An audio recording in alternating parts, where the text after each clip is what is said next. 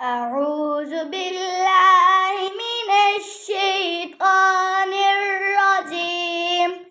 سورة الواقعة مكية. بسم الله الرحمن الرحيم. إذا وقعت الواقعة ليس لوقعتها كاذبة خافضة رافعة.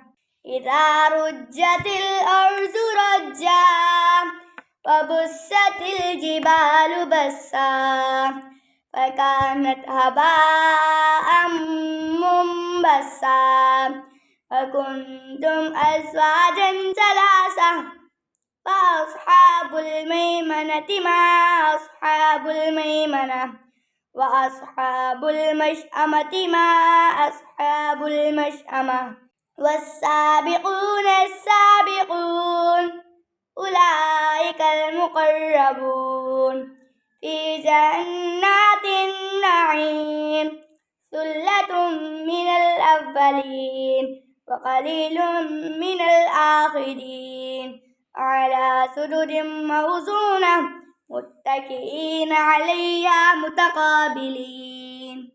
يطوف عليهم بلدان مخلدون بأكواب وأباريق وكأس من معين لا يصدعون عنها ولا ينزفون وفاكهة مما يتخيرون ولحم طير مما يشتهون وحور عين كأمثال اللؤلؤ المكنون جزاء بما كانوا يعملون. لا يسمعون فيها لغوا ولا تأثيما إلا قيلا سلاما سلاما. وأصحاب اليمين ما أصحاب اليمين في سدر مخضود وطلح منضود وظل ممدود وماء مسكوب وفاكهة كثيرة لا مقطوعة ولا ممنوعة وفرش مرفوعة. إنا أنشأناهن إنشاء وجعلناهن أبكارا عربا أترابا لأصحاب اليمين. ثلة من الأولين وثلة من الآخرين. وأصحاب الشمال ما أصحاب الشمال في سموم وحميم وظل من يحموم لا بارد ولا كريم. إنهم كانوا قبل ذلك مترفين وكانوا يصرون على الحنث العظيم وكانوا يقولون إذا متنا وكنا ترابا وعظاما أئنا لمبعوثون أو آباؤنا الأولون. قل إن الأولين والآخرين لمجموعون إلى ميقات يوم معلوم. ثم إنكم أيها الضالون المكذبون لآكلون من شجر من زقوم فمالئون منها البطون فشاربون عليه من الحميم فشاربون شرب الهيم.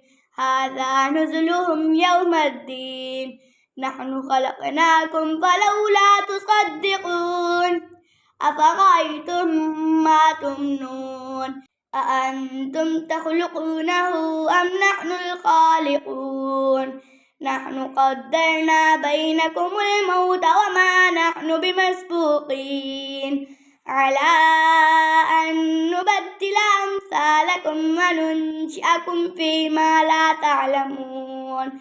ولقد علمتم النشأة الأولى فلولا تذكرون. أفرأيتم ما تحرثون أأنتم تزرعونه أم نحن الزارعون لو نشاء لجعلناه حطاما فظلتم تفكهون إنا لمغرمون بل نحن محرومون أفرأيتم الماء الذي تشربون أأنتم أنزلتموه من المزن أم نحن المنزلون لو نشاء جعلناه أجاجا فلولا تشكرون أفرأيتم النار التي تورون أأنتم أنشأتم شجرتها أم نحن المنشئون نحن جعلناها تذكرة ومتاعا للمقوين فسبح باسم ربك العظيم فلا أقسم بمواقع النجوم وإنه لقسم لو تعلمون عظيم إنه لقرآن كريم في كتاب مكنون لا يمسه إلا المطهرون تنزيل من رب العالمين أفبهذا الحديث أنتم مدهنون وتجعلون رزقكم أنكم تكذبون فلولا إذا بلغت الحلقوم وأنتم حينئذ تنظرون ونحن أقرب إليه منكم ولكن لا تبصرون فلولا إن